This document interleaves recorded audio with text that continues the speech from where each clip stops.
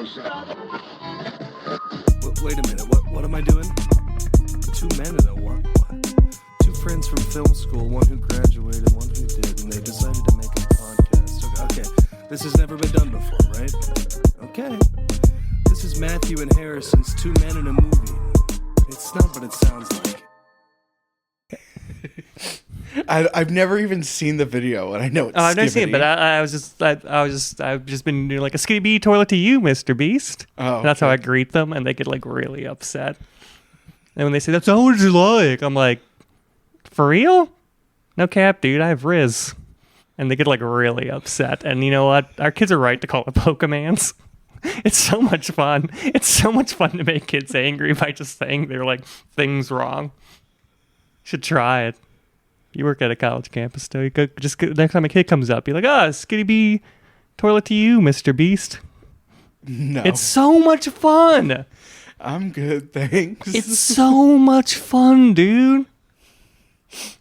Calling it fart night? Classic. They're like, it's a fart night. And they have to know I know. They're like, you know what you're saying. I'm like, no, dude, it's fart night. And they get so upset. It's so much fun. Okay. Dude, I'm going to rock my 40s. Yeah? Yeah, I'm going to rock I'm going to be in like Target and I'm going to see a kid purchasing like, I don't know, like a Skitty Bee toilet thing. Because the movie will have come out by then. They'll be like, nice Skitty Bee toilet. He's pretty fun character. Kids are all right with your Skitty Bee toilet, Mr. Beasts. Yeah? This is all I have is tormenting the youth by acting like a ignorant old man who doesn't know anything that's going on. And it's true, I don't. I just like a week ago discovered who like I'm going to say the name wrong. Chapel Rowan is. Is it Chapel Roan? I thought it'd be Chappelle Rowan. Perhaps it's Chapel Rowan. Chapel Roan. Chapel Rowan. Yes. She does some pretty sick tunes. Yeah, she does. Yeah, Chapel Rowan does some pretty sick tunes. And I just discovered who she was. And I feel like when I was younger, it would have been like sooner on my radar. Mm-hmm. But now it's literally like what's happening? What are all these kids talking about? What's all these Snapchats about? Who is this? Oh, Chapel Rowan's pretty nice. Yeah. And that's like what I say, which is like what an old person says. I get bullied for saying that. Please start the podcast. Welcome to the Two Men in a Movie podcast, where each week one rapidly aging man shows another rapidly aging man a movie he can't believe he hasn't seen. As always, I'm the out of touch with the youth, Matthew Olenchek, joined by my wonderful work husband, Harrison Poole. Hey, Harrison, why do you hate Halloween so much? I don't hate Why do you hate Halloween so much? I don't hate Halloween. He really hates Halloween, folks. I don't. It was fine. It's a fun holiday. I don't hate Halloween. Why do you keep saying I hate Halloween? Because this movie as a whole didn't work for me? Yeah, this movie that you said, it's just Halloween in Ohio. Well, no. If the movie is Halloween in Ohio, and you don't necessarily like the movie, therefore, you don't like Halloween. That's a logical argument. I got A+ in formal logic. It's one of the few classes I did well in. No, I'm just saying that they're making Halloween in Ohio seem so exciting when it's just Halloween in Ohio. I think it's your Midwest trauma. Yeah, okay. I love the Midwest. I love everyone in Ohio. I love this state. All right, so yeah, when you love guys this come state. to when we have live shows and you want to throw corn at people who don't like Halloween or Midwest, spare me. And I'm gonna pick it off the stage and throw it back. Right, I Harrison. like Halloween. I like Halloween, and I like the Midwest enough. It's cool.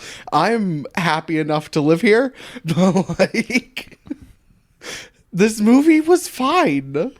It's a masterpiece, folks. This week I brought the masterpiece, often heralded as the best Halloween movie ever. Often by you. Luminaries such as Steven Spielberg, No, Florence by Pugh, you. No, by you and Timothy you alone. Chalamet. By you and you alone. That's not true. I have a friend in Japan who loves it. I brought Trick or Treat, which is a delightful movie produced by a man and directed by a man whose name I do not know. Michael Dougherty? That sounds right. And it's like this little like anthology film about how great Halloween is, and it has all the things you would like in a Halloween movie and everything that you'd like in Halloween even. It's got slutty costumes. It's got kids doing pranks. It's got trick-or-treating. Obviously, it's in the name. It's got jack-o'-lanterns. It's like the most comprehensive and complete. It's like that when that one guy in Rome, was it Plutarch? Probably not. Who wrote like the most comprehensive history up until that point, and it's like a masterpiece. It's like this is the definite. This is that, but for Halloween. Okay. Yeah, that's what the Library of Congress said. This is a fine movie. I've read studies on my science app that says that people who don't like this movie, don't like Halloween. Okay. Yeah, they did it at the Mayo Clinic. Yeah? Yeah. You pull up the study right now. It's updating my science app. Oh, okay. Yeah. It's got a lot of science every day, so it's like 3 hours I can't use it. So this is a 2007 anthology movie. And it feels it. That's also, I think, why I'm so fond of it. It is 2007. Yes, it came out it had a limited national release in 2009, but it premiered in 2007 at like a horror movie 24-hour marathon To thing. rapturous applause. To positive reviews. Yeah, everyone stood up and clapped, and they actually canceled the rest of the festival. They're like, we did it. We reached the peak. Anything afterwards is not going to be as good as this movie. And they went, we love Halloween. We love Halloween. I understand why people like. I don't know why you love it, but I understand why people like it. It's cool. It has some stellar moments. As a whole, does not totally work for me. I don't think it nails any particular tone. I think it feels very disjointed, and I understand that's part of it's purposeful, but I think doing something on purpose doesn't necessarily make it everything good. weaves into each other, which is going to make discussing it hard. So we'll just do, when we get to it, we're just going to do each individual storyline. Sure. Because I'm not doing this in order. I don't remember which order things come in necessarily, because it's all weaving in and there's all the different stories and they're cutting between them all. Yeah, like the opening scene is technically the ending scene. Yeah. I will. That's not true. I don't want to rewatch this movie. I'm not against Hates it. Halloween. I don't hate it. I will watch this movie again. It's another time, a couple years from now. But like, I don't. The most non-committal. I don't. If it's on, I'm not gonna begrudge it. But I don't know if I'm ever going to purposefully watch this movie again. I'm gonna try to get Neve to watch it, and she has good taste, so she's gonna love it, and then she's gonna make you watch it like all the time. Yeah. Yeah. Okay. This movie. Shut up, Harrison. Sit in the chair. We're watching Trick or Treat. Okay. That's how I view your relationship happening. Just so you know. As abusive? No, Or not commanding? Demanding. It's a lot of like, we're doing this, and you go, yeah, honey. No, I mean, no, not really. We're going to Clown Fest. Okay, honey. Nope, that's not happening. So, Yeah, who'd want to go to Clown Fest? Because it's not like a Halloween thing in my head. It's just a festival for the art of clowning. yeah. And I don't it sounds like a trade show. I wouldn't want to go there. Yeah, so this is I think the they're boring. This is the clowns. last movie of October. And happy Halloween, everybody, to all you Halloween lovers out there. Team Matthew, we call them. Team Matthew Team Matthew # loves Halloween. I also like Halloween. I don't believe you. Okay. This is the last movie we're watching in October. Probably my least favorite of the month, if I'm being absolutely honest. And again, I don't. I mean, it hate fits it. because it's your least favorite month. So the opening, the opening and closing scenes are essentially the same. Oh yeah, they're the same. It opens up in a delightful Halloween atmospheric setting. Yes, it does. In we don't know it's Ohio yet, but we know. But you don't know. Like if you're not from Ohio, you might be like, oh, where's this taking place? But like being from the Midwest, you're like, this is somewhere in the Midwest. Yes. Probably Ohio. Oh yeah. It's a married couple.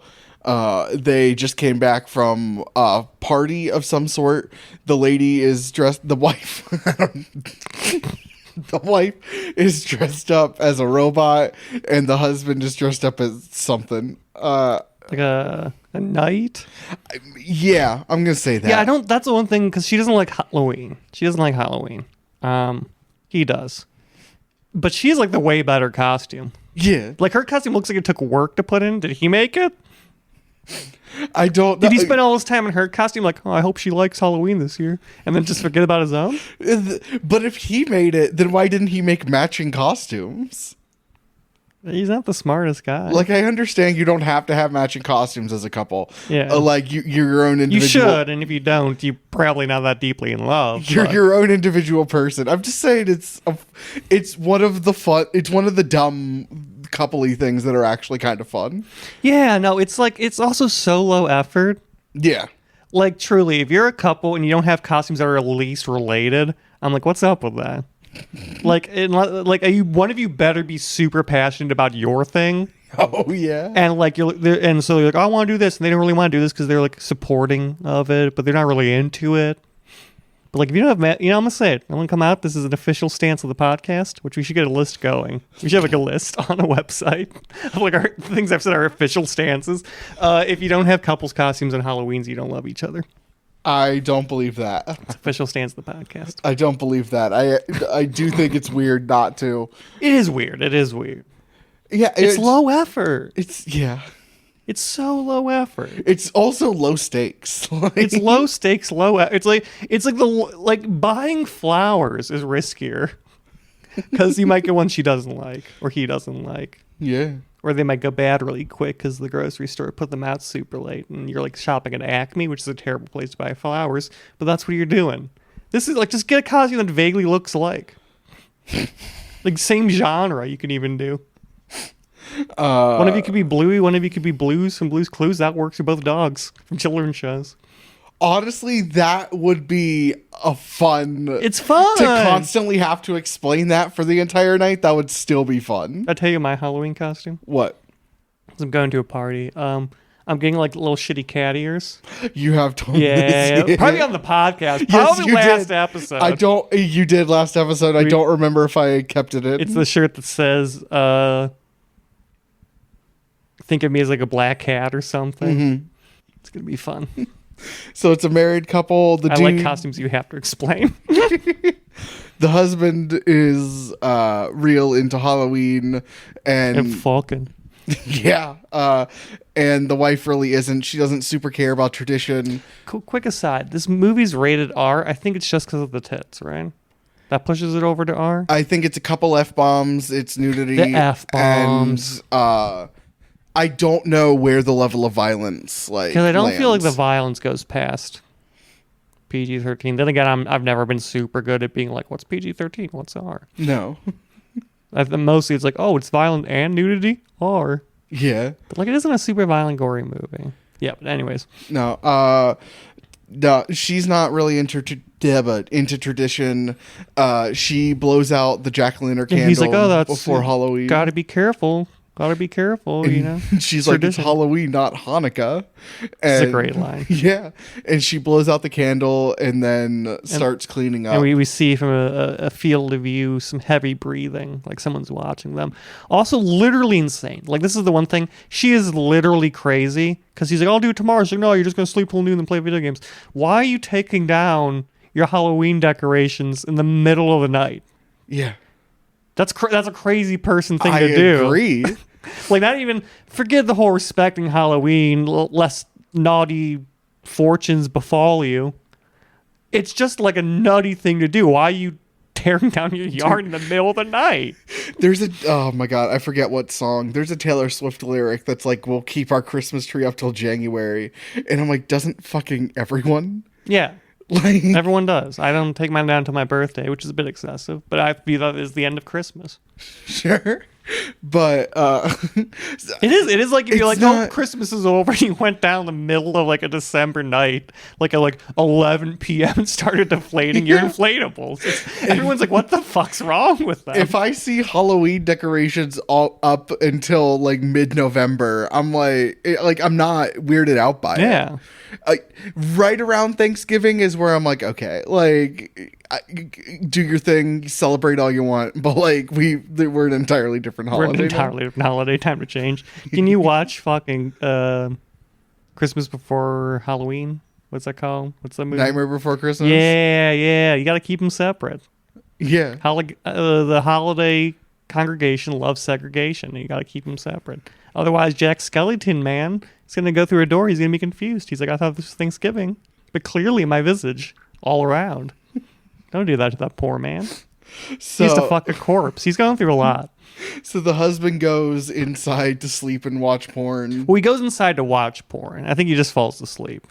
Yeah. Because he's like, oh, let's fuck. And she's like, oh, okay. And he goes to put on his VHS labeled, what's labeled? Nature Special. Nature Special, which is just a porn.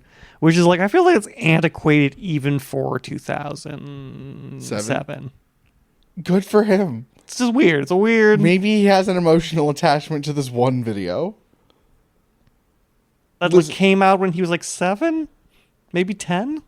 Yeah, maybe it's like the first thing he saw. When do men start puberty? 10 to 14, some later. Really, but 10? I mean, probably around, 12 Like, despite to having gone 15. through it, being a man, like, if you pointed the gun, I mean, like, when do men go through puberty? I would have been like, 13. That's about right. Yeah, 12. Age is weird. Yeah, so he's just going up there, and he's taking things down, and then we have a moment where we see a masked guy, and she's like, it's the killer. And she's like, oh god, he's scary, but it's just a dude getting into a car. But then she is attacked when she goes into her box of Halloween decorations she has sitting on her lawn at 11 p.m. at night. So it's she's tearing down the scarecrow sheets, and then one of them is Sam, who's like Sam is this yeah, we haven't seen him yet, right? No. Yeah, but this is Sam, who I think comes up pretty soon, so we'll discuss him then. Because we don't know what's attacking her. We just see like blah, blah. And he wakes up and the porn's on static, and he's like, oh, where's my wife? And he goes outside, and then there's like a scarecrow that's blinking. And he takes it down, and she's dead. Blood's dripping. She got a big old sucker in her mouth, and there's Halloween music, and it's trick or treat. It's a great opening to a great movie that everyone loves if they love Halloween. And then what's the next storyline? Is the next one the principal? We can just choose them. Yeah, they all interconnect. They all interweave. They all are happening at the same time. Yes. So some probably aren't, but it's pretty much like the same 2-hour time period everything happens in.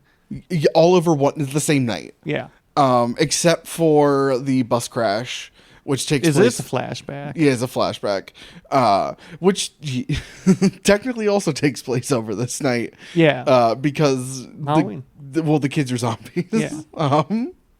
But we can do the principal. I really like the principal a lot. He's my favorite character. Principal Wilkins is my favorite character in this movie. Really? I just because the one thing I really like about this movie is that each of the storylines has a different flavor to it. Sure. I like anthologies. I like VHS. I like everything having and it's all tying in, but each one's a bit different. And the Principal Wilkins is a bit more of a comedic tale for a large part of it, at least for his personal storyline. And it's just fun. It's almost slapstick. He's having a slapstick adventure. What? He's having a slapstick adventure. He keeps running into all these little problems when he's trying to do his dark deeds, and it's comedic. Okay. I did not find it funny. That's because you like children. Yeah, so we with his storyline, we see this little curly-haired shit.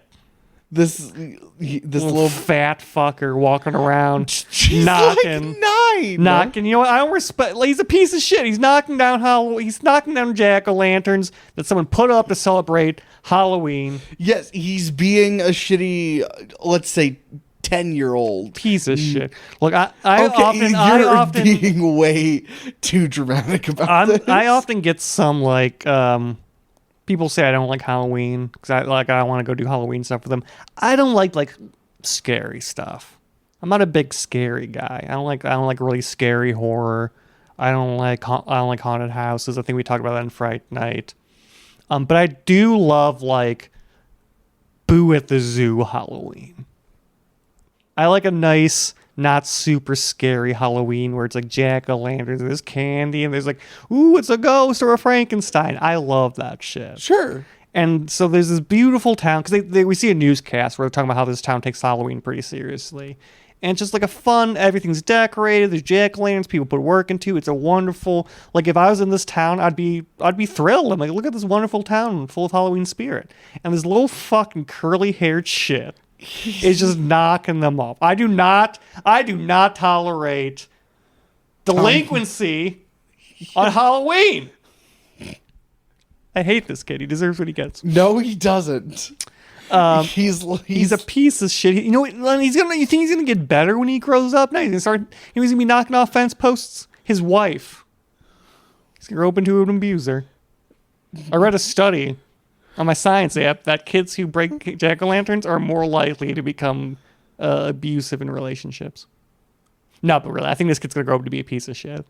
Okay, I think he's gonna grow up to be would have been grown up to be a fine member of society. He was a 10-year-old who didn't know how to handle life. No, I subscribe to the loser club rules, where the person you are when you're 10 to 12 is the person you'll be when you're an adult. People don't change. Sad.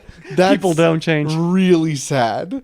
Listen, I don't think when I was 12, I was a pretentious, sad kid listening to My Chemical Romance, and now I'm a pretentious, sad adult listening to My Chemical Romance. Okay, so your survey size of 1. Yeah. Okay. There was actually a study that said that like the music you listen to around that age in high school defines your taste for the rest of your life. Yes, because your brain is forming and you're starting to get your own taste. Yeah, and his brain's forming into a man who thinks it's okay to wreck art. Yes, he's a 10-year-old who doesn't know how to be a person yet and is being destructive because he doesn't know how to be a person yet. Because being a person is hard and none of us asked for this. Look, I'm not saying every kid who does this. I'm not saying every kid who does this is going to go to be shit. Specifically him? I'm just saying he seems like, because sometimes, I agree, sometimes you're just a shitty kid and you learn as you get adults. Also, equally, sometimes you just continue to be a shitty person. People can just stay shitty, Harrison. Not everyone has personal growth. They can. I love your positive outlook on life. Sometimes people are just shitty. I agree. Sometimes people are just shitty. But I don't think he seems like a real rude kid. I don't think he's going to... I don't think it's fair to judge a 10-year-old. First off, we don't know this kid. We interacted with him for all of 10 seconds at this point. We're gonna really hung up on this. Anyway, so he knocks off a bunch of jack-o'-lanterns. He goes up to this house, and there's like, sorry, I'm not in right now. Take one piece of candy. And like foreshadowing how during the housing crisis, no, that's happening right then. Fuck, give me a second. What else happens bad? Foreshadowing how he's going to get really into crypto. He starts taking all of it. He's a greedy little fuck. Just starts taking all the candy. Doesn't even pay attention to societal norms. Okay. It's okay, dude. So he starts. Fun fact: if you read the credits, his name is Brock Turner. No, he isn't. Yeah. No, he isn't. The kid grows up to be Brock Turner. I know. No. Which is wild, because when they made this movie, they just chose that name. He didn't do anything yet. It's nuts. It's one of those little quinky dinks.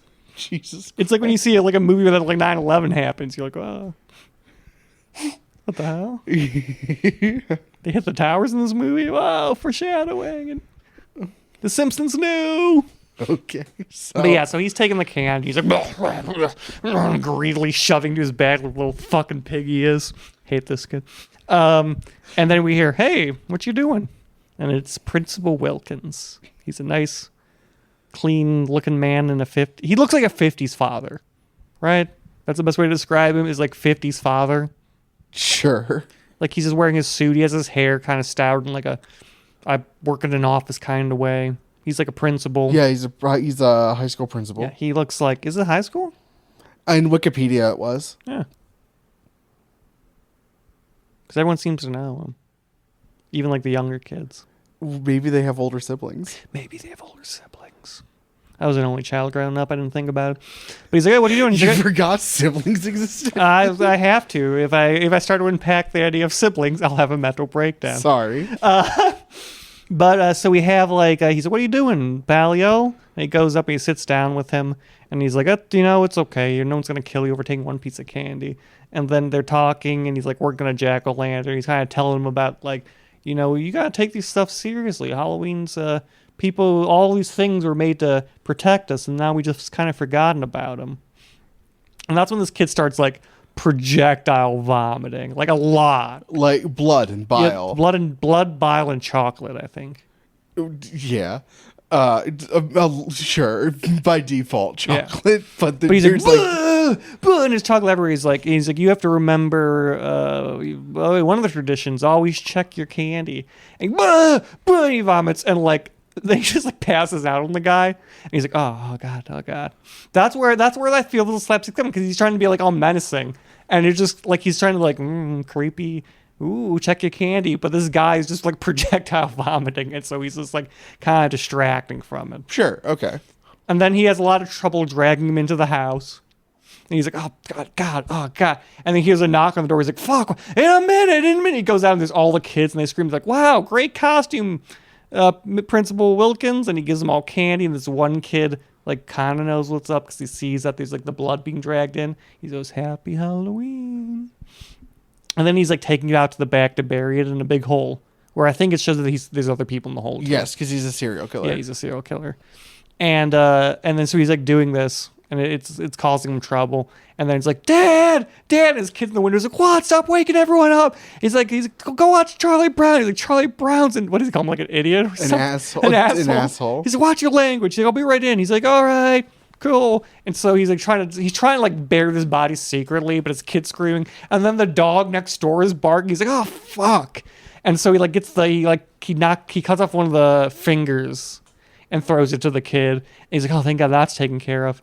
But then the neighbor's like, what are you doing? What's going on out here? And then the kid wakes up. So like he's trying to have this discussion with his neighbor about how it's the septic tank while fighting off the kid who's trying to like fight back. It's slapstick. Sure. Okay. Sure. I am more on board with the idea. Tonally, I don't think it's played off as slapstick. However, I think tonally it's a more comedic scene. Compared to him dying by getting eaten by werewolves, yes. Like, I bet this actor's a comedian. Yeah. My God. Oh, I forget his name. But I'm pretty sure this scene was supposed to be of all of them, it is the most comedic. Fun. I think it's supposed to be slapstick. Sure. I am coming around to the idea. Okay. When you describe what happens, it is very slapsticky. I don't think it's played that way. Or I don't think it nails it if it's trying to be played that way. Because I think it's trying to be played as suspenseful. However, I don't think it's supposed to be suspenseful. Oh my God. The kid in the beginning who's looking at the girls, he's a grown-ass man now. That's upsetting. Yeah. Because he would have been, what? I know. 10 in 07? Just seeing the actor picture of him, I'm like, they have the same actor picture for the kid. That didn't change. Nice. But his kid keeps interrupting him. Eventually, he kills the kid. When we first enter his house, we see it's filled with like cyanide and stuff. So we assume that's what he put in the candy bar. I think at first it's supposed to be like you're supposed to think it's razor blades, but that's way too much projectile vomit blood. Yeah. And he would have known it. He would have. That'd be an immediate effect if it's razor blades. But there was a moment where he's eating the candy and he's fine. Yeah, it's cyanide and like something else. But he goes Potassium. back. He buries it because the kid goes back and he's like, "Help me carve the jack-o'-lantern. I always have trouble with the eyes." And he's like, "I will be right in there to help you out. Please stay quiet." And then he does the bam with the shovel, and we get the shovel. I love a good smack cut, which is what I'm going to call it. I don't know if there's a name for it. Smash cut? It is a form of smash cut. Okay. But it's like when the camera's hit by something. Oh, sure. Like you see it a lot in horror movies where Yeah. like boom, I love cuts like that. Oh, nice. Okay. And we go inside, and he's like, his kid pops up in a scary mask, goes, "Whoa!" And he's like, "Oh, all right, let's go to the basement so we can do the jack-o'-lantern." And he grabs the knife and hides it behind his back, and we go down. There's Halloween masks, which is a recurring theme in movies for us. This because there's also like a garage and Fright Night with Halloween masks. Yes. That goes down. Hellfest? I've been calling it Fright Night. Yes, you have. It's Hellfest. I have no idea, man. I'm so bad with names. Fright Night is an entirely It's an entirely different movie. Wow, I've been giving the wrong recommendation for like a couple weeks now. So we go downstairs, and he pulls up the knife, he puts his hand on the head shower, and boom, and he pulls it up with this blood. But his kid's fine because it's this fat fucker kid he's killed head. And he's like, "Let's make him scary, Dad." And then we zoom out, and that's the end of that anthology. Yes, and he shows up later. He shows up later. He shows up later in the girls, right? We eventually find out. Yeah. It's these 4 ladies all dressing up as princesses for Halloween, and it's supposed to be like sexy costumes. And then another tenet of Halloween. We've got the trick-or-treating and the jack-o'-lanterns. Now we're moving on to costumes. This movie will leave no stone unturned in its quest to cover all aspects of Halloween in a perfect fashion. Okay. Anna Paquin is Little Red Riding Hood. What's she from? X-Men. X-Men. Okay. Okay. I was like, where the fuck oh, yeah, she's Rogue. Yeah. Yeah, okay. Like, where the fuck do I know her from? Probably got this role in some way because Bryan Singer is a producer on this movie. It's okay. Okay, that scans. Yeah, scandal noted. Bryan Singer, scandal noted. Yeah. I was about to say, is he super, like, shitty? Yeah, that's why you say scandal noted. It's like... It's some comedian does it on a podcast, and it's like the least effort way to be like, yes, I know, like, especially because like there's a lot these days. You got to be efficient. Yeah, you have to be efficient. Like everyone you talk about, like there's a good chance. But it's these ladies dressing up for Halloween, and they're trying to get Anna Paquin to to lose her virginity, and they're trying to get dates to this like Halloween party ritual thing. They send Anna Paquin away to this carnival to try and find a date for the party afterwards, and the carnival being kind of like the whole town. Like the whole town's kind of turned into this carnival center. Yeah, it's like a Halloween parade essentially. It's kind of like a haunted scaregrounds, but not necessarily like it's a haunted scaregrounds if the scaregrounds was a parade instead. Yeah. If it was funded by the municipal government. Yes. And then you get townspeople being horny and making out in the streets. You have people getting drunk. You have people enjoying candy. It's all over the place. It seems to mostly be adults, which is good. But you find this one lady and this dude dressed as a vampire making out in the corner and like aggressively getting hot and heavy petting, and he starts biting her, and it reveals these because she looks down, there's blood all over her, and she goes ah, and then she runs out, and it's the same couple from the beginning, and they're like, she's drunk. And then she turns around and there he is. Yeah, they think it's fake blood and like she's drunk. I think that costume is a reference to something. What? The vampire costume. Costume the vampire's wearing. It reminds me of something from another movie.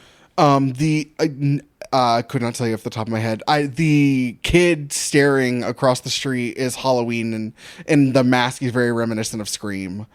I want to say it's a reference to another like horror villain.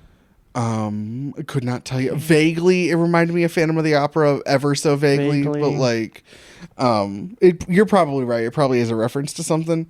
But yeah, the vampire ends up killing her in public and then setting her against the side of a building and closing her eyes. That's just a super weird tangent that doesn't super, like, it connects to everything, but it's not its own subplot. Like, I'm not sure. It just, it's tied in. yeah, but it just kind of, like, it happens during her story, but then, like, it cuts away to this one thing to happen. But we also don't know that it's the principal yet. Yeah. Spoiler alert, the vampire is the principal. Because he tells, when he's trying to both talk to his neighbor, subdue a corpse, and placate his child. He's like, oh, can we? He's like, can we do this? I forget what he wants to do tonight. He's like, look, we'll make some caramel apples like Grandpa used to make after that, but I have a date tonight. Yeah, and that's what he means by the date, is that he's going to go out and kill women. Yes, yeah, he's gonna go make out and bite them. Yeah, I think that scene serves. We need that scene. Yes, 1,000%. Yeah, because I'm not saying it's unnecessary. I'm just saying that it's, I don't know, like, it feels disconnected. Not like structurally it feels connected, but like it seems random until they meet the couple, and then it's like, oh, like it's just so we can meet the couple to do this thing. But then we later find out, like when we find out that the vampire is the principal, then everything is connected. Well, I think it's also because the vampire, she ends up running into the vampire. Yes. So we need that scene to be like, oh, he's a threat. No, 1,000%. Like, I understand why it happens. I'm just saying when it is happening the first time you watch it, it feels weird. It feels out of place until he runs into her again. Then it's like, oh, that's why that exists. I just but with spoilers, they're all werewolves. It turns out they're the threat of the storyline. I think it's like they're putting that down to be like, this is the threat these girls are facing. Sure. No, I get it. I just, when you don't know what's coming up in the movie, it felt out of place. And then it makes... See, I didn't have that when I first watched this, because it's like, oh, these girls are out going having fun. They were trying to get banged, and here's a sexual threat to them. Yeah, but I thought, but it's not one of the, like, I thought it was going to be like one of the girls, and it's just this complete stranger. Well, yeah, because it's setting up the threat that it's going to face to the virgin character, the Little Red Riding Hood character. No, I understand that. I don't see how you see this stuff.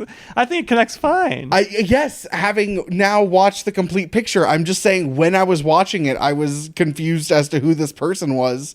Why are we seeing this random person? Or is this like the start of a completely separate storyline? And then like it wraps everything up. Like it makes sense. I guess the first time I watched it, I'm just like, oh, they're setting up the villain for this woman. Okay. I just, the fact that we've introduced at this point like 4 separate stories, and I just thought that this was the start of a separate story, and then it ends super quickly, and I'm like, oh, does this just not go anywhere? I thought he was going to come up later, and he does to interface with the Little Red Riding Hood character. Okay. Yeah. I think it works fine. I think it works fine. I'm not saying it's bad. I truly don't understand because like you're saying things to me, like you're explaining your thought process, and I'm agreeing with it, but we're somehow not agreeing. I don't know what you're saying. Please, honey, you're not making any sense. I just think it felt out of place until it didn't. Like, it retroactively made sense. I'm just saying, like, when I was watching it the first time, I thought it was setting up a separate story, not, like, trying to connect these 3 stories together. Like, it's fine. The scene works. I think the scene is fine. Also, I think now we've explained way too much about this honestly unimportant it's very moment. Unimportant. I guess it's just a weird hang up. I just think that's it's a weird hang up you're having. It just, the fact that it felt so unimportant. I think it's a weird hang up you had. Sure. I'm not saying right now. It's the initial thing being like, I'm confused by this scene. I don't understand. It just felt so unimportant. I'm like, oh, is this just like, did you just need to fill an extra 5 minutes because otherwise you're a 70-minute movie and that's weird? But like, I don't know. The fact that you met the couple just fell out of nowhere. And then when we later find out that the vampire is the principal, I'm like, oh, okay, it's to connect all of these things together. I was just like, so the couple's just there? Like, what's the point of this? It's the sleight of hand. It's the watch this hand, not this hand. Because they don't want you to realize that, spoilers again, that the real threat is the women. Because they're the werewolves. So they're like, hey, we're going to go out and fuck. And we're going to get you fucked. Because 22's Too Old to Be a Virgin. No, it's not. Yes, it is. No, it's not. No, it's not. I'm not going to stick to that stance. I couldn't hold it long enough for it to even remotely be interesting. Be a virgin for as long as you want to be a virgin, or fuck if you want to fuck. I don't care. We're talking about a lot about this thing that I don't think most people are going to experience. No, I just think I don't like. I think this was just a personal glitch in your brain. I just think the way the movie is edited, telling 4 different stories that happen at the same time, and like the interweaving is cool. I just think the timeline is really weird, and the fact that you have to put like earlier and later at the end for the dude's time, like the old neighbor man's timeline. And it just, I just think the timeline. I think the weaving works incredibly well. I don't, but.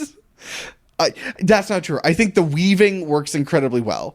I don't think the timeline works well at all. I think it's very easy to follow. I do not. This might be the reason why you don't like this movie. It might, if you like this movie or not, boils down to, do you follow the timeline well? Yeah, I'm just trying to figure out like when in the night certain things are happening, and just.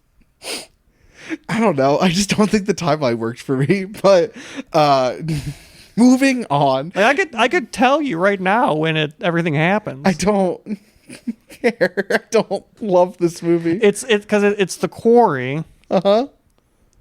The quarry's happening, and then that's happening around the same time that the old man story's happening, which is when the first principal story is happening. After these things happen, we have the werewolf thing happening. Mm-hmm.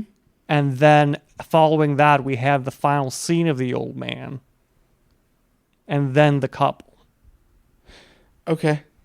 That makes enough sense, I guess. I think it's incredibly easy to follow. Okay, I don't. I don't. I think at this point I'm just checked out of this movie, and then I'm checked back in like during the transformation, because that's actually like really cool effects and a really cool story beat. But like I think all around it has cool effects. This movie I think that the set design and the effects of this movie are fantastic. I think they work. There's like no CGI, and it's all like puppets and animatronics. It's great. Yeah, it works. It looks nice. It holds up pretty well. All in all, I think the Sam pumpkin skeleton head looks silly, but like it's supposed to look a little silly. I think it's fine. It works. I just like everything holds up.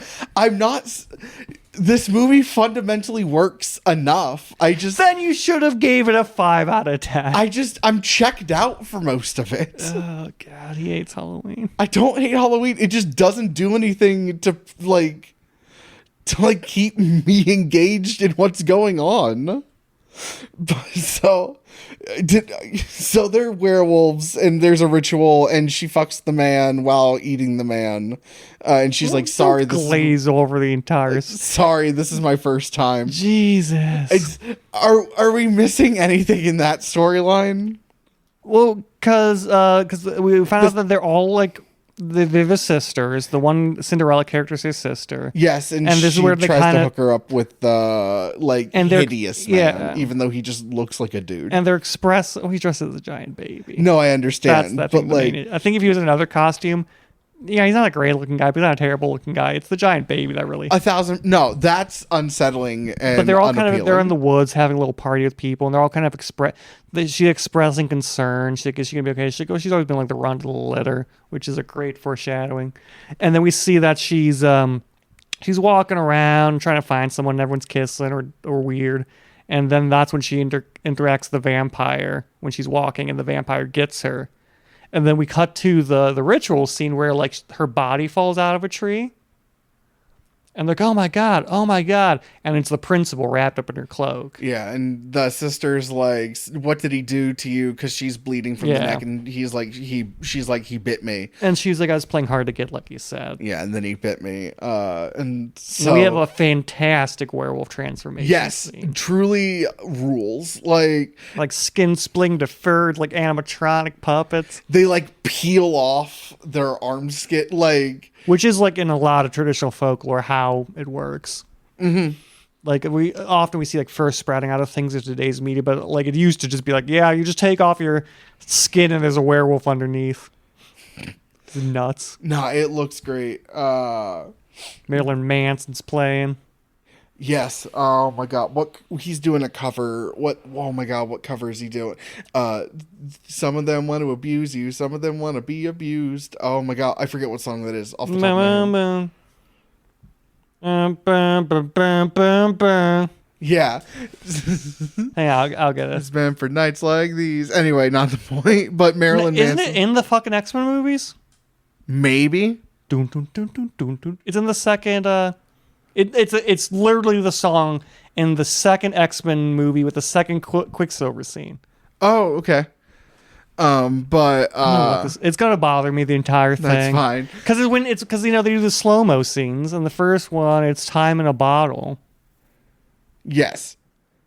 Second. She rips his fucking throat out and murders him, and we find out the vampire teeth are fake because, of course, they are. Yeah, it's a principal. Well, we find out those are fake, and then we find out it's the principal. He's like, Yes. "Who are you guys?"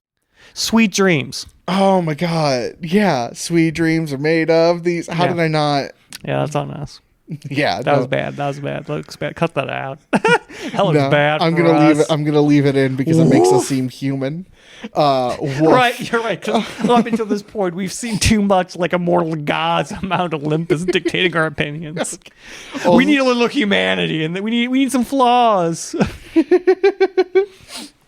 So that's Harrison spends every time editing like, how do I make us seem more relatable? No, not even that. It's how do I make us seem not like dumbasses, but also seem human, but also have a cohesive final product. Yeah. And I don't think I nail it every time. But I think You do as much as any man could. I think in every episode there's at least one really big cut where I cut like 5 or 6 minute rant and make it seem pretty seamless, where I'm like, I'm not a great editor, but once an episode I feel really proud of myself. Speaking of incoherence, I have to take a piss. Talk about Boo at the Zoo while I'm gone. No. Don't cut this out. Leave this in. I'm not. Leave this in. All right, where were we? No, I think that's honestly I think that was the end of that storyline. Yeah, because he's done. Yes, he's done, and the werewolves are done. Not because anything happens to them, but because like that they they no longer need to. You always talk about like your story. 15 minutes. Mm-hmm. You want to see? I want to see that 15. I want to see a 15-minute short. I want to know more about this coven of women because they're all werewolves, and it seems like it runs in the family. Yes. So okay. So do you want? And they mention that they're just in town, so they're traveling around doing. Yes. This. Do you want a backstory short, or do you want a? I want a little bit. I want like short? the 15 minutes before act. I want like them saying hi to their bye to their mom. I want a little backstory. Okay. I want to know a little more about this. The concept of a traveling band of werewolf women intrigues me. I wish to know more. So, which one of them did you fall in love with? Lord Riding Hood. Yeah, Anna Paquin. Yeah, she seems sweet. Yeah. Oh yeah, I just she seems sweet. I don't know why she has such trouble with men. She's very cute, beautiful woman. Agreed. Is there anything else from this storyline? Yeah, that's it. It's the most interspersed one. Yeah. Like that's the one that's cut up the most throughout. A lot of them we stick for with a while. This one's kind of happening the whole night. Yeah. Yeah. I'm not going to beat that dead horse again. Never mind. No, you say it. No, and I think because this is the most interspersed that the initial vampire meeting feels the most out of place in originally. Well, yeah, because it takes the longest time because they're there at the start of the night. Yes. And the action doesn't happen until like several storylines are tied up. I think it's because we have the one storyline, then we cut to the siblings, and then we cut to something else, and then we cut to the makeout at the parade, and then we cut back to the kids, and then we cut to her meeting the. I think it's because we jump around the 4 storylines enough that where I'm like, I think it's going to be the start of another storyline, but it's actually the middle of another storyline. When they made the first movie with cuts, they were worried people wouldn't follow it, but people could because it's a very simple story. The man who said that merely had a premonition of this movie, in your opinion. What is it, the dog movie? Is that Rover Saves the Baby? Is that the name of it? What? It's the first movie that has cuts. Oh, I don't know. But You know, yes. the one with the dog and everyone's Yeah. like, they're worried they won't be able to follow cuts. And which is, I don't... The one where name redacted was like... Why did the dog steal that woman's baby? Yeah, no, the one man who can follow cuts. Like, we've had I don't know. Like, we've had the same brains forever. I just find it like a ridiculous concept that some people couldn't follow cuts. Right. Well, because it was new. Like, yes, we've had the same brains, but we haven't had the technology to, like, understand I guess, media yet. but I feel like the Like- first time I watched a movie, I wasn't like, what's happened? What? The picture changed. Well, because you were also how old? Like 3? No, I saw my first movie at 10. Yeah. Yeah. I don't believe you for a goddamn second. Yeah. And then there's the kid storyline where the kids who do trick or treat at the beginning of the serial killer story, we follow them as they're collecting jack-o'-lanterns that she says are for UNICEF, but it's actually to offer at the altar at the lake shore. Yeah, there's some things I want to discuss here. One, those poor kids having to see like their teacher as a slutty cat. Oh my god. And Which to watch it feels like such a realistic situation to me. Uh-huh. It's so, again, capturing the spirit of Halloween. Because Halloween is good, yes, but sometimes you see your teacher in a sexy cat outfit. And they see the other teacher in the background having anal sex with the pig. Also, like, what is... Like, I just love... These pumpkins are for UNICEF. And it's like, what are they going to do? Box it up and send them to starving children overseas? Yeah, I don't know. I think she just needed an excuse, and they thought that was an excuse no one would Well, because I question. guess UNICEF does, like, the pennies, or used to do the pennies. Probably don't anymore, but remember the little change boxes? Yeah. Yeah. But these kids, there's the leader. Oh my god, I forget. Oh my god, what's her name? I'm so bad at names, dude. You know Okay. this. I never remember anyone's name in anything. The leader, I forget her name. Let's call her Morgan. The Morgan is like leading these other kids to the cliffside. They pick up an autistic child named Rhonda. I do remember her Of name. which of which the leader, who's kind of a bitch, is strangely supportive of. What? Because the one kid says, "Isn't she a fucking retard?" And then the leader goes, "No, she's an idiot savant."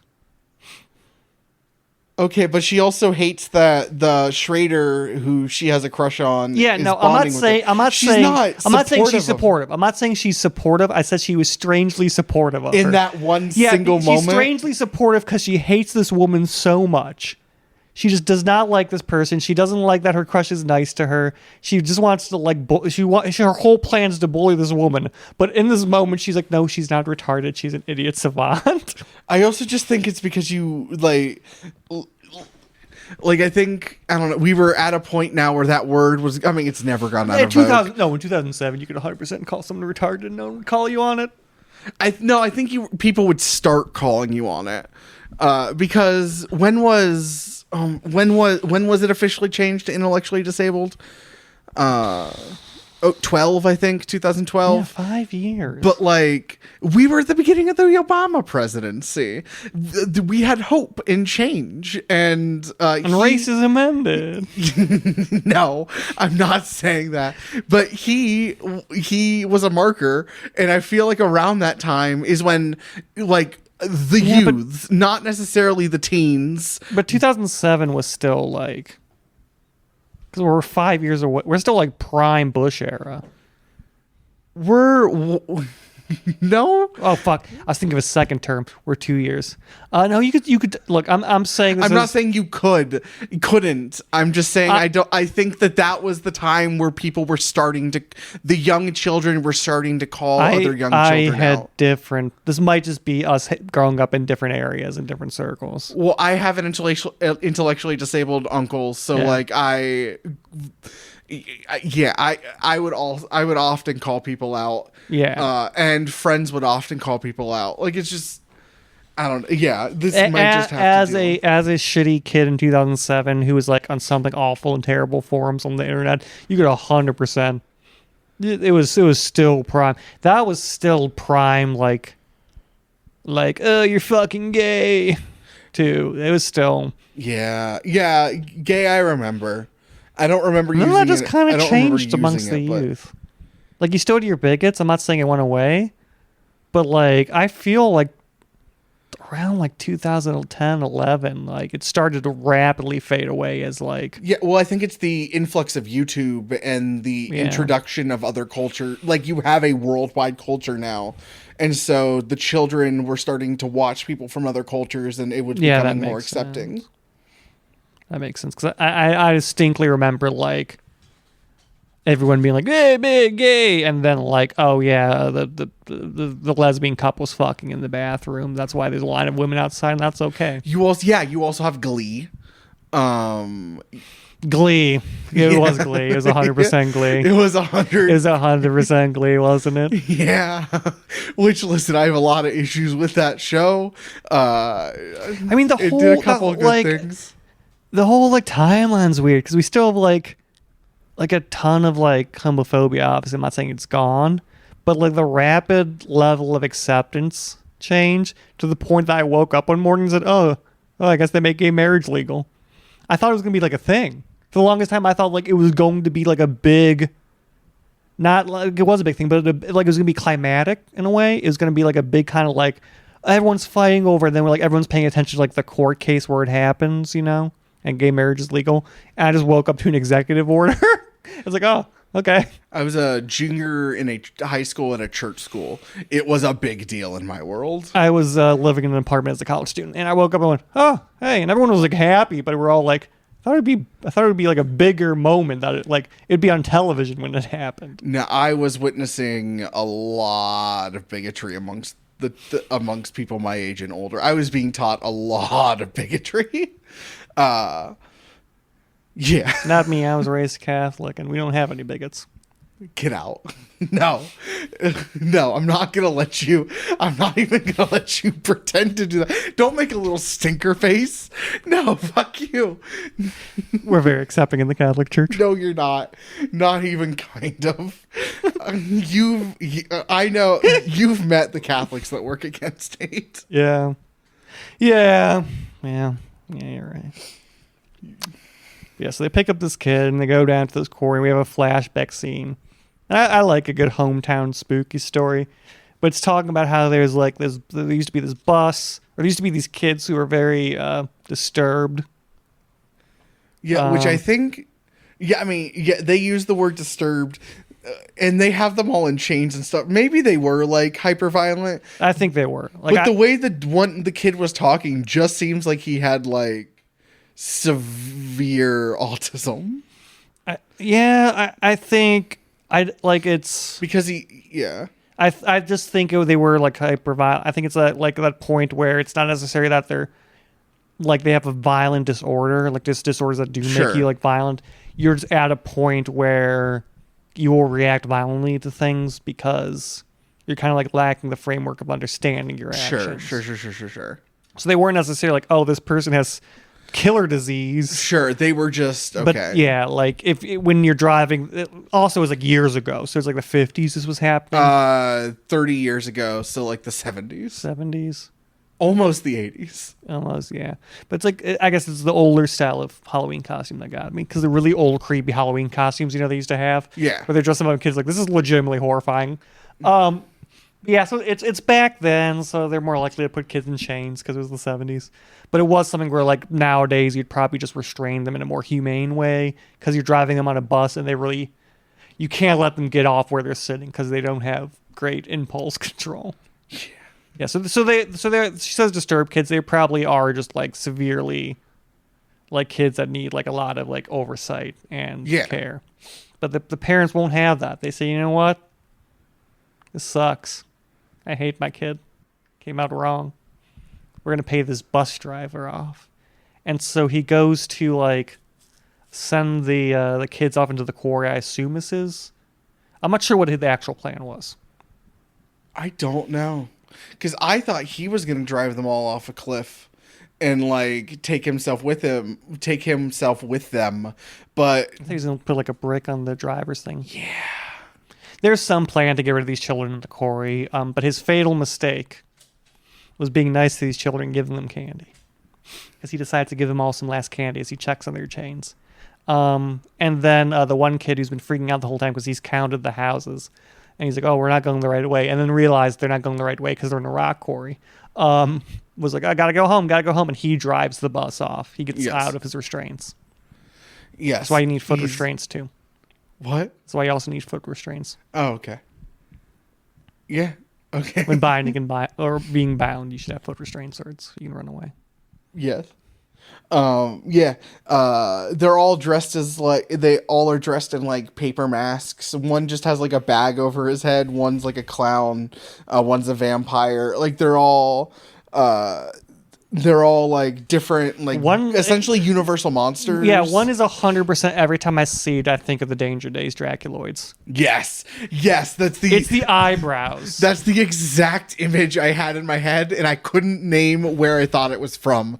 Thank you so much. There's a non-0% chance this is what inspired the Draculoids. What do we know about Gerard Way? He loves comics, which this is based off of. Loves Halloween. Yeah. I mean, if you've listened to My Chemical Romance, any of their records, he probably watches this movie every Halloween because it's his favorite Halloween movie.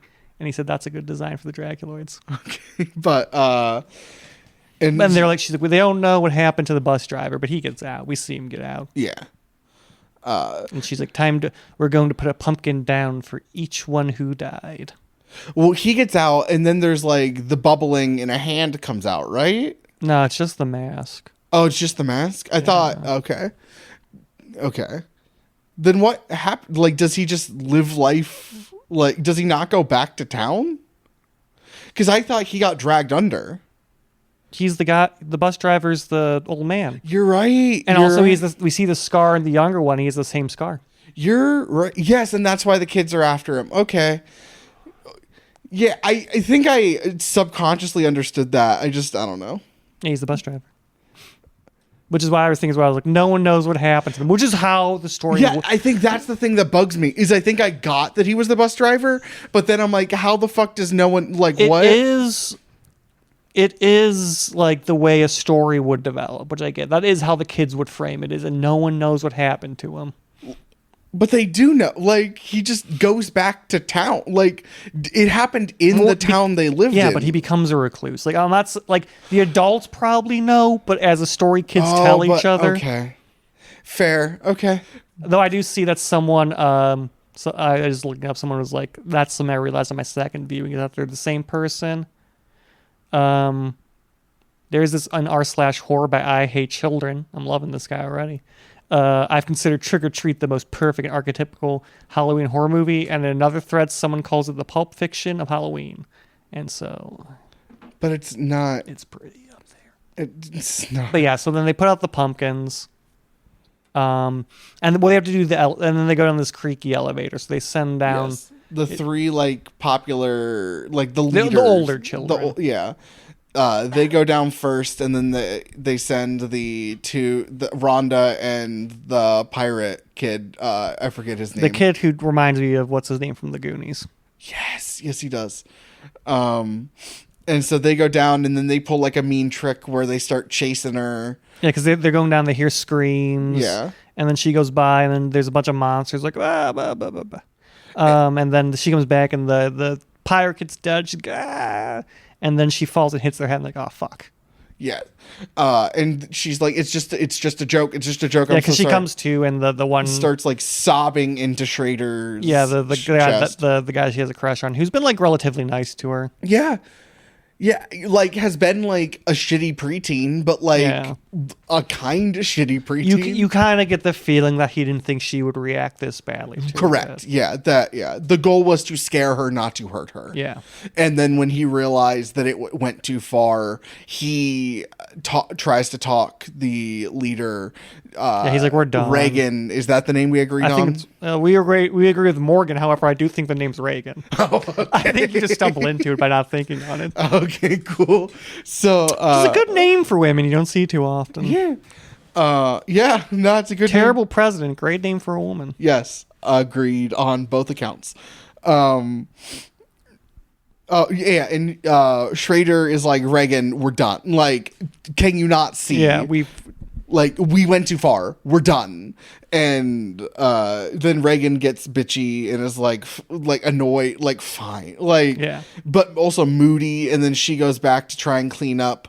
And then we find out that the kids, Yeah, because we start hearing screams, and he's like, "I'll go check on this," and they go, and then it turns out that it is the zombified bus children, because she's like, "Someone else is here." We hear voices, because this thing where she's like, "Stop talking," and the little pirate Goonies kid's like, "I'm not saying anything," and they all run back to the elevator, and it's just Rhonda in the elevator, and they're like, "Please let us in, please. This isn't a joke." And then she and goes she up. just goes up Yeah. alone. Yeah, She gets to the top, and she sees Sam. yeah. They kind of nod at each other, and she walks off.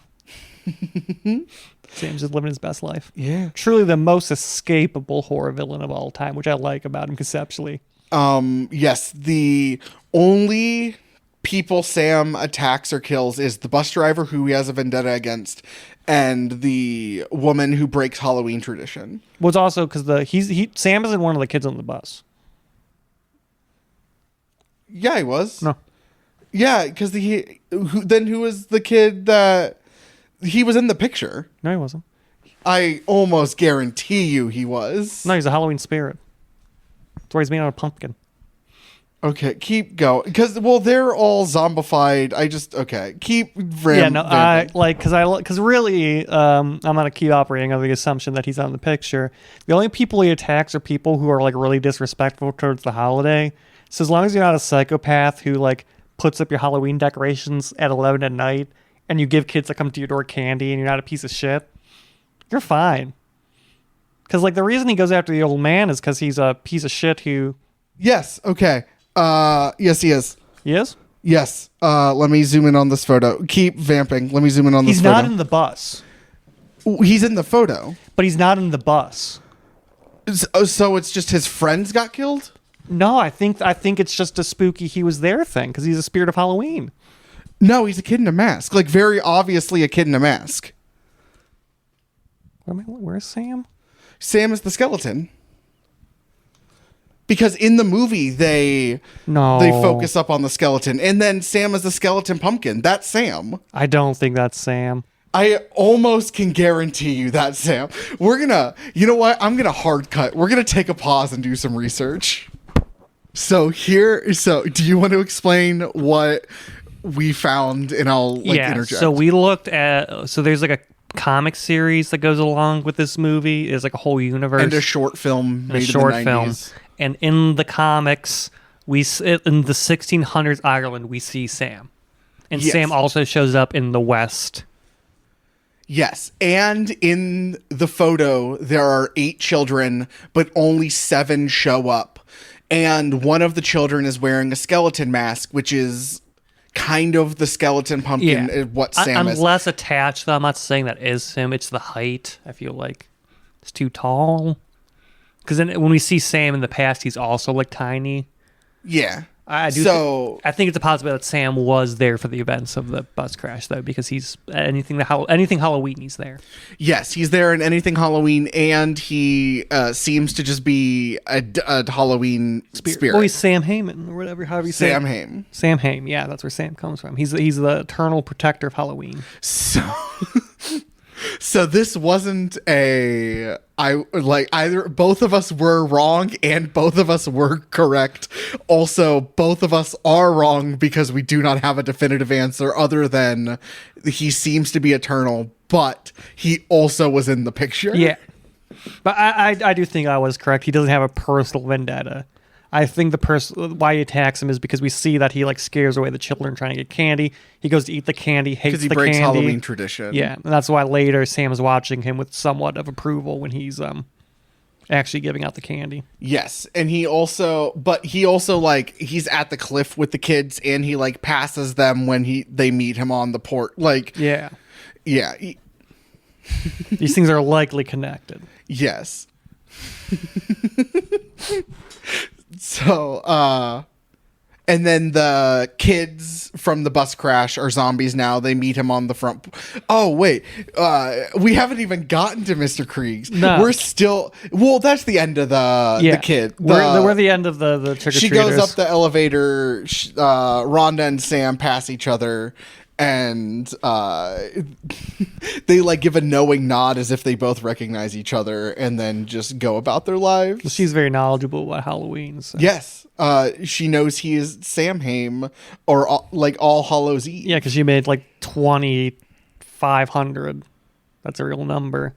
Like jack-o'-lanterns outside her house. Yes. Yeah, so then we get to Mr. Krieg, which also it says in his like wiki that he changed his name to Mr. Krieg. But also you would know he returned to the town. He might have not been like, I don't know. I feel like if someone, because this could be like a Kent-sized town, perhaps. Let's go with that. If some random bus driver in Kent drowned a bunch of kids, and then they said, oh, he died there, and he came back under a different name, as a resident of someone who lived in Kent, I wouldn't be like, wait a minute, aren't you that bus driver that drives around the disturbed children? I don't think everyone knows each other in that way. Well, it's the 70s. They knew each other better than like we do now. Like you knew your neighbor more back then. Yeah, but he moved across town into like a creepy house, and then he just never left his house. You're just like, that's a creepy man. I don't think you're gonna put one and one together necessarily. Okay. I just think it's weird. I think it's weird that he returned to the same town. I mean, if there's one thing I've learned from like my history and true crime podcasts, the farther back you go, the easier it is to do this. You know what? I will concede to that. Because there's like just physical records. There's like no internet.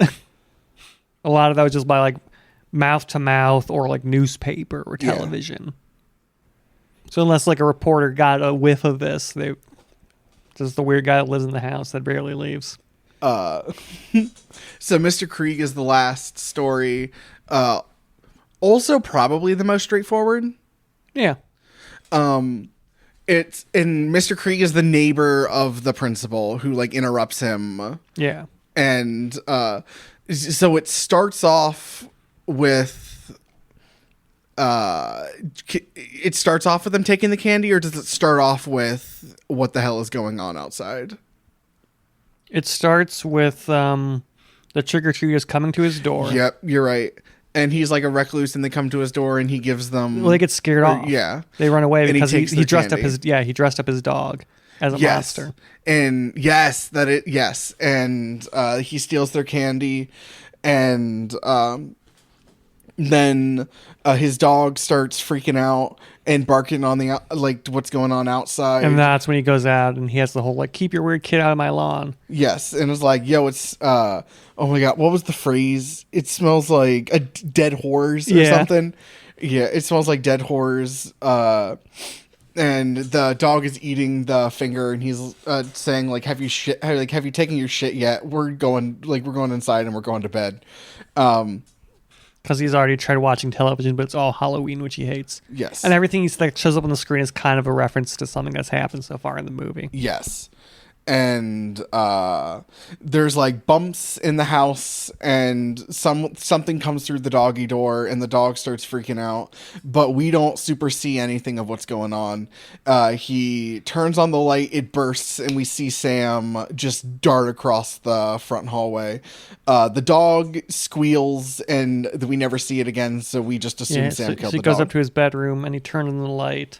Yeah. And there's like the blood trick or treat written everywhere. Trick or treat, give me something good to eat. And written like in the insane asylum like movies. Yeah. And we see Sam, which is this little like puppety scarecrow with a rag. Yeah, it's like wearing like a classic like bum flap bottom kids pajamas. Yes. And a sack on the head with buttons for eyes. Yes. And the Sam starts attacking Mr. Krieg. He stabs. With he goes, ah! a candy bar with a razor blade in it. Is that what he stabs him with first? Because I know he peels it back later. He slices his heel or because then he calf sees with him hold up the candy bar and he peels it to reveal the razor. Because at first he's like, huh? And he sees the razor, goes, ah! Yeah. And so they get into it, and because he shoots, he doesn't see him anymore. He goes to leave. There's candy all over the stairs, so he falls down the stairs into glass and razor blades. Yes, and he's trying to get out, but his hands are at this point cut, and there's like glass in the hands. Yeah. And he's trying to get out, and he can't without like severely hurting his hand.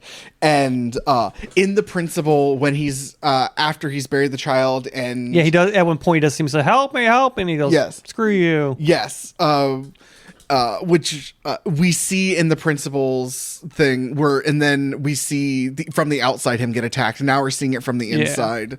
Him get attacked by Sam, and he like rips or like cuts Sam's mask off, and it's revealed that he's like a skeleton, pumpkin skeleton. Yes, he goes, ah, which looks pretty good. It looks good. It looks. It holds up. It looks cheesy and silly, but like it holds up. I like it.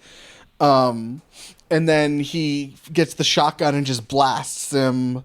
And then Sam goes down. He shoots him again. Plays dead, and his hand is cut off. Well, because he goes to call up 911. Then we see that something pulls the cord. He's like, because 911's like, please hold. He's like, oh yeah. And he's like, what's the emergency? And then the line gets pulled, and he looks over and he sees that the hand's coming back, and he goes, you gotta be fucking kidding me. Yes, which is Evil Dead 2. Yeah. And he reattaches the hand, like Sam reattaches his hand and starts fighting him again, and then because he gets knocked down and he's reaching for like the bottle to use the bottle as a weapon, and then just like and it fucking breaks disarms him. It breaks his hand. He goes like the tray that his little like TV tray fell over, which has the candy bar he was eating earlier. Yes, and he like bites because he pulls out his lollipop. He pulls out his big old pumpkin lollipop and bites into it. He's gonna stab him, which is what he uses to slash the neighbor's throat at the end. That's what she has in her mouth. Yes. And then he goes to stab, and then the guy's like, ah! And he's fine because it had stabbed the candy bar. And then Sam picks it up, looks at it, takes a nibble, says, hey, you gave me something good to eat. You read my message, you son of a bitch. And leaves. And then like nods approvingly when he gives the kids the mints. And then the 7 of the 8 children at the bus crash show up at his porch step. Yeah, because we see that he watches as everything wraps up because he sees them going over to talk to or kill the woman. We see the werewolf girls, now women again, having a grand old time driving away. We see the principal's son waiting on the front porch because his dad hasn't come back. Yes. And we see Rhonda with her wagon. And he closes the door and he hears a knock. And he opens it, and then we see the zombie children. Yes, and then we hear like screams. Yeah, because the in agony as they're the Dracula like, one ripping says him apart. Like trick or treat, and we also get the flashes of the comic panels, which they do at the ending of each story. And and then I think the movie. I mean, it ends in comic panels, but I think the movie, like live action, officially ends with the neighbor blowing out the candle, the husband going inside, and then Sam walking across the street. Yeah, cool.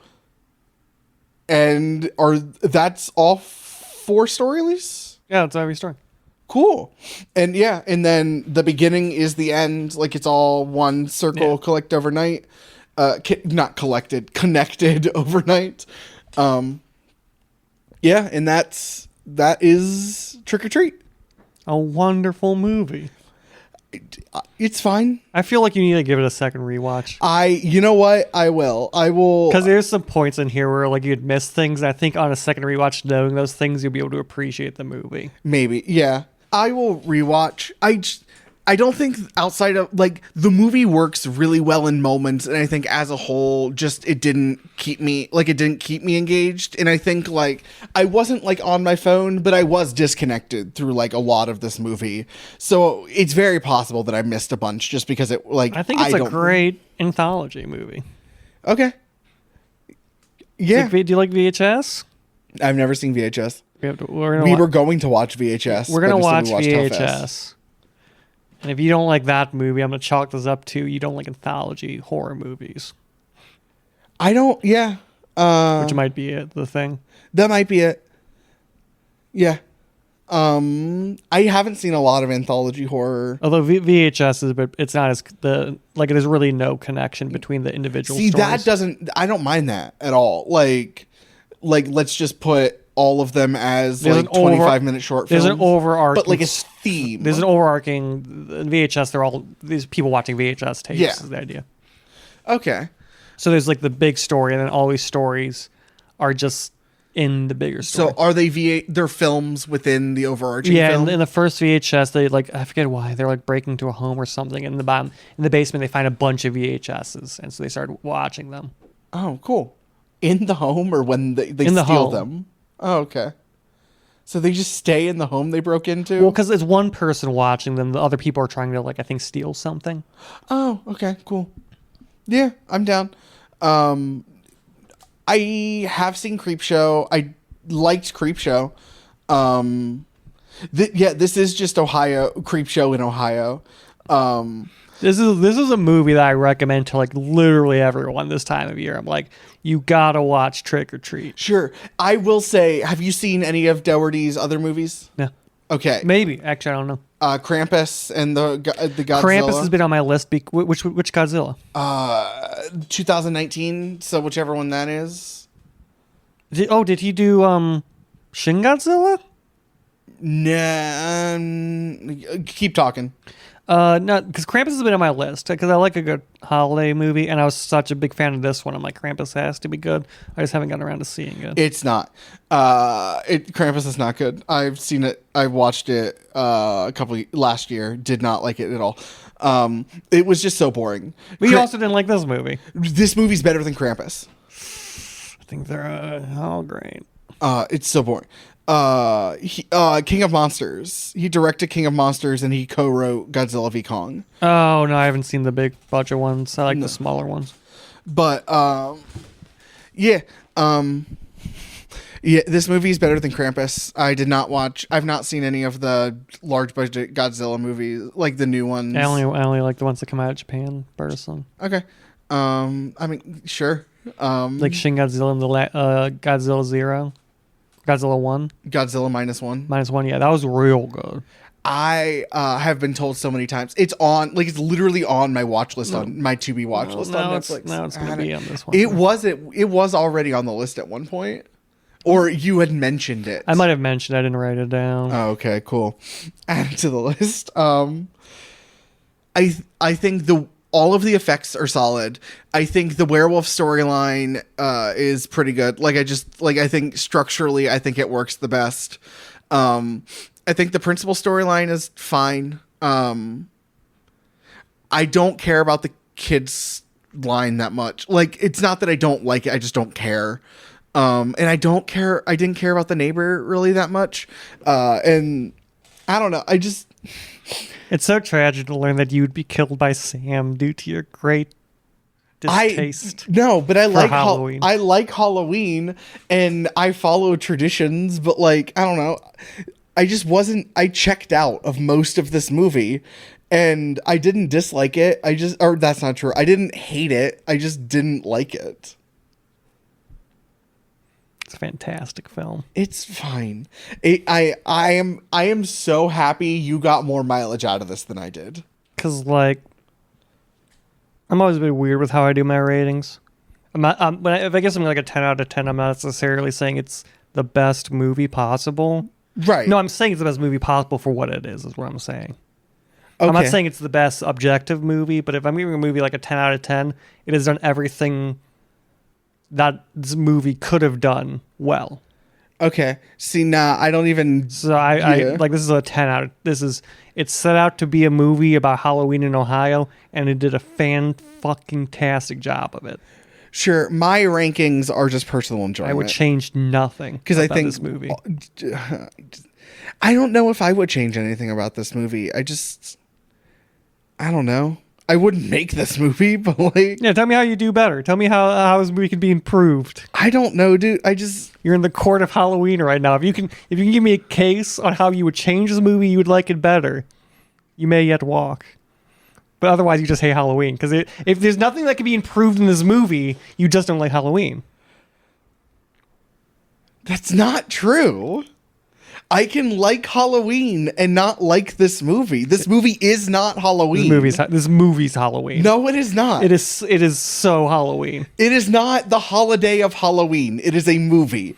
I cannot like a movie and still enjoy the holiday that the movie is Eucharist about. is the body of Christ. Oh my God, it's a metaphor. This is the Eucharist. No, it's not a metaphor. The magic of transubstantiation through the power of the Holy Spirit makes it so. It's a metaphor. It's not a metaphor. It's the miracle of transubstantiation. It's myth and metaphor. Not in my upbringing. I'm aware. The miracle of transubstantiation makes the Eucharist the body of Christ, much like the miracle of transubstantiation. God did it. That's what I'm saying. I made this movie Halloween. No, it didn't. This is taking the sacrament of Halloween watching this movie.